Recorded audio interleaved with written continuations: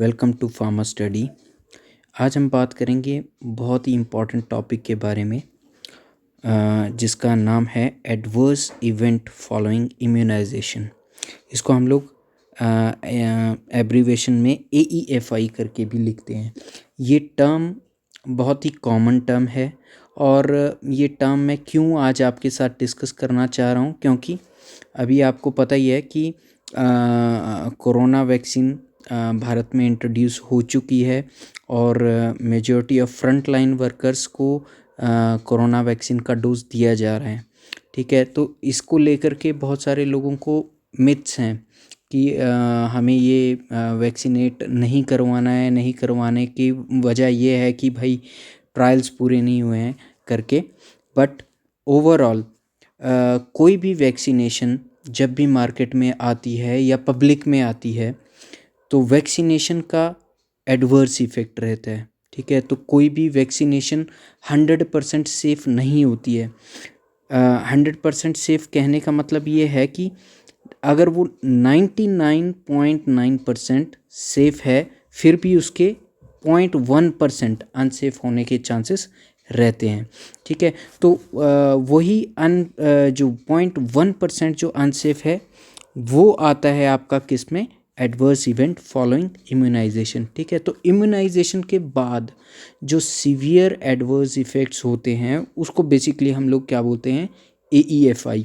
ठीक है, और इसके अलावा हम लोग इसमें जो कोरोना वैक्सीन की बात कर रहे हैं तो कोरोना वैक्सीन के बारे में मैं एक चीज़ मैं और बताना चाहता हूँ आपको।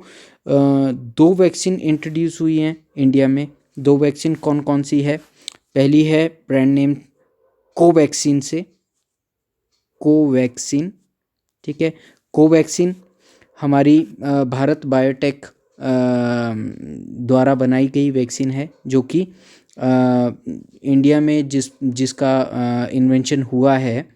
ठीक है, और दूसरी एस्ट्राजेनिका कंपनी की कौन सी वैक्सीन है, कोविशील्ड। तो 2 वैक्सीन, 2 तरह की वैक्सीन प्रेजेंटली हमारे फ्रंट लाइन वर्कर्स को लगाई जा रही है। तो हम लोग सबसे पहले बात करते हैं डेफिनेशन की, AEFI का मतलब क्या है। सबसे पहले तो इम्यूनाइजेशन का मतलब आपको समझना होगा। इम्यूनाइजेशन बेसिकली वैक्सीन को जब हम लोग इंट्रोड्यूस करेंगे या वैक्सीन को जब किसी भी पेशेंट को लगाएंगे तो वो क्या करेगी, उस पर्टिकुलर डिजीज़ के अगेंस्ट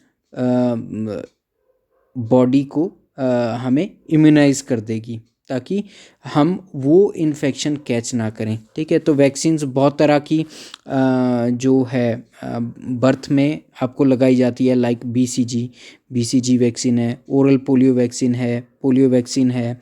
ठीक है, पेंटावेलेंट है। ठीक है, आजकल रोटा वायरस वैक्सीन है जो कि दी जाती है। ठीक है, तो वैक्सीन्स मोस्ट क्या मतलब हर एक पॉपुलेशन को कवर करती है। ठीक है, और उस पर्टिकुलर डिजीज़ से बचाने के लिए यूज़ होती है। तो एडवर्स इवेंट इम्यूनाइजेशन से रिलेटेड है। तो AEFI adverse event following immunisation वो क्या है, it is any untoward medical occurrence which follows immunization and which does not necessarily have a causal relationship with the usage of vaccine। ठीक है, तो ये आपको समझना है एडवर्स इवेंट फॉलोइंग इम्यूनाइजेशन क्या है। ठीक है, बेसिकली वो वैक्सीन से रिलेटेड नहीं है बल्कि हमारे बॉडी के रिस्पॉन्स से रिलेटेड है।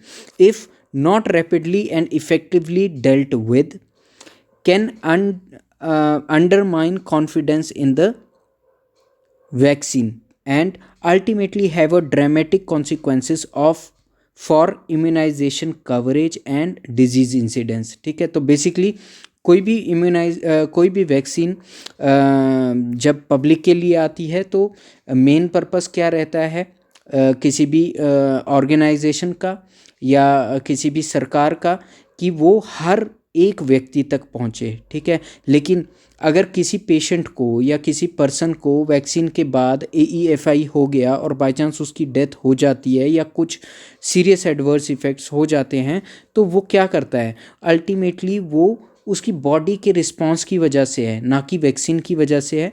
और उसकी वजह से क्या होता है, undermine confidence in the vaccine, ठीक है। तो वैक्सीन को डिफेम किया जाता है कि वैक्सीन की वजह से ये एडवर्स इफ़ेक्ट हुए और उसकी वजह से अल्टीमेटली क्या होता है, नेगेटिविटी चारों तरफ फैलती है और जिसकी वजह से most of the immunisation process को कवर होने में और डिजीज़ इंसिडेंसेस को कवर होने में बहुत टाइम लगता है। तो ये हो गया आपका क्या, AEFI, adverse event following immunisation, ठीक है। नेक्स्ट हम बात करते हैं वर्ल्ड हेल्थ ऑर्गेनाइजेशन AEFI या वैक्सीन से रिलेटेड कुछ की पॉइंट्स बताना चाहता है जो कि हम सभी को पता होने चाहिए। फर्स्ट पॉइंट क्या है, there is no such thing as a perfect vaccine which protects everyone who receive it and is entirely safe for everyone, ठीक है। तो ऐसा कोई मतलब परफेक्ट वैक्सीन नहीं है, ठीक है। अगर वैक्सीन 99.9% इफ़ेक्टिव है और 99.9% पॉपुलेशन को without any adverse effects cover कर रही है, तो उसमें 0.1% चांस भी है कि पॉपुलेशन को एडवर्स इफ़ेक्ट हो सकता है, ठीक है। तो there is no such thing as a perfect vaccine, ठीक है, which protects everyone who receive it. Second is effective vaccine. Effective vaccines, that is vaccines including protective immunity, ठीक है। तो वैक्सीन का काम क्या है, वो हमें प्रोटेक्टिव इम्यूनिटी प्रोवाइड कराती हैं। तो इफेक्टिव वैक्सीन्स में produce some undesirable side effects which are mostly mild and clear up quickly, ठीक है। तो मोस्ट ऑफ द टाइम क्या होता है कि जो इंजेक्टिंग साइट है वहाँ पर आपको ब्लैब बन जाता है, वहाँ आपको पेन होती है, फीवर आता है और शिवरिंग होती है, ठीक है, बॉडी एक रहता है, किसी किसी को वॉमिट्स भी रहते हैं, ठीक है, हेडेक रहती है। तो ये साइड इफ़ेक्ट्स कॉमन होते हैं, माइल्ड होते हैं और क्विकली क्लियर अप भी हो जाते हैं।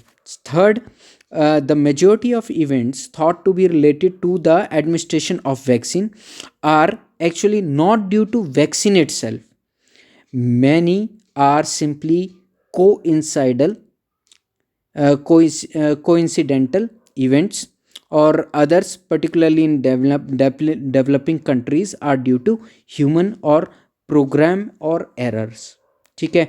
तो ऐसा नहीं है कि वैक्सीन की वजह से ही एडवर्स इफ़ेक्ट्स होते हैं, कोइंसिडेंटल भी होता है। कोइंसिडेंटल मीन्स बॉडी ने अलग तरह से उसको रिस्पॉन्ड किया और जिसकी वजह से एडवर्स इवेंट हो गया, ठीक है। तो वो रहता है ह्यूमन एरर्स, प्रोग्राम एरर्स की वजह से भी ये AEFI हो सकता है। Next, it is not possible to predict every individual who might have a mild or the serious reaction to vaccine. Although there are a few contraindications to some vaccines, by following contraindications, the risk of the serious adverse effects can be minimized, ठीक है। तो इसका मतलब क्या है कि कहने का मतलब ये है कि कोई भी वैक्सीन जब मार्केट में आती या कोई भी मेडिसिन मार्केट में आती तो उसके लिए ट्रायल्स होते हैं। ट्रायल्स के लिए आप पॉपुलेशन को, मैक्सिमम पॉपुलेशन को कवर करते हैं, लेकिन हर पॉपुलेशन कवर नहीं हो पाती है, ठीक है। तो it is not possible to predict every individual who might have a mild और द सीरियस रिएक्शन, ठीक है। तो हर इंडिविजुअल में ये चीज़ नहीं चेक की जा सकती कि किस इंडिविजुअल को माइल्ड एडवर्स इवेंट्स हैं और किसको सीरियस है, ठीक है। तो तभी हमने ऊपर बात की थी कोइंसिडेंटल इवेंट, ठीक है। तो हर एक वैक्सीन का कुछ ना कुछ कॉन्ट्राइंडिकेशन होता है, ठीक है। और हर मेडिसिन का कुछ ना कुछ कॉन्ट्राइंडिकेशन होता है, ठीक है। तो वो कॉन्ट्राइंडिकेशन हम लोग स्टडी करके या एडवर्स इफेक्ट स्टडी करके, कॉन्ट्राइंडिकेशन स्टडी करके हम रिस्क को मिनिमाइज कर सकते हैं। ठीक है, अब बाय चांस अगर AEFI हो गया किसी पेशेंट को, ठीक है, 100 नंबर ऑफ पीपल्स में एक पीपल को मान लिया एडवर्स इवेंट हो गया, तो उस टाइम पर हमारे पास क्या होना चाहिए। ठीक है, तो वैक्सीनेशन प्रोसेस जहाँ पर भी होगा वहाँ के लिए क्या होता है, AEFI मैनेजमेंट किट होती है। AEFI किट ये किसने बताया है, ये as per the ministry of health and family welfare new Delhi, India के हिसाब से हमारी AEFI किट में क्या क्या होना चाहिए। तो 11 आइटम्स होनी चाहिए। पहला, injection adrenaline, injection hydrocortisone, IV fluid Ringer lactate या नॉर्मल सलाइन, इन दोनों में से कोई भी, IV fluid dextrose 5%, insulin syringes 24-25 gauge 1 inch needle होनी चाहिए, IV ड्रिप सेट होना चाहिए, IV कैनुला हर साइज के 18, 20, 22 एंड 24 गॉज के अवेलेबल होने चाहिए, disposable syringes 2 and 5 ml, cotton swab and adhesive tapes. ठीक है, तो ये एडवर्स इवेंट फॉलोइंग इम्यूनाइजेशन को मैनेज करने के लिए management kit at a time हमारी जहाँ पर भी इम्यूनाइजेशन प्रोसेस हो रहा है वहाँ पर होनी चाहिए। ठीक है, आई होप आपको ये वीडियो अच्छा लगा होगा। थैंक यू फॉर वॉचिंग, और आप हमारा चैनल सब्सक्राइब करते रहिए। और मेरा सभी से अनुरोध ये रहेगा, जैसे ही वैक्सीन पब्लिक के लिए आती है तो आप बिना डरे हुए आप वैक्सीनेट करवाएं अपने आप को, और कोरोना से आप निजात पाएं, ऐसी मेरी मनोकामना है। Thanks for watching.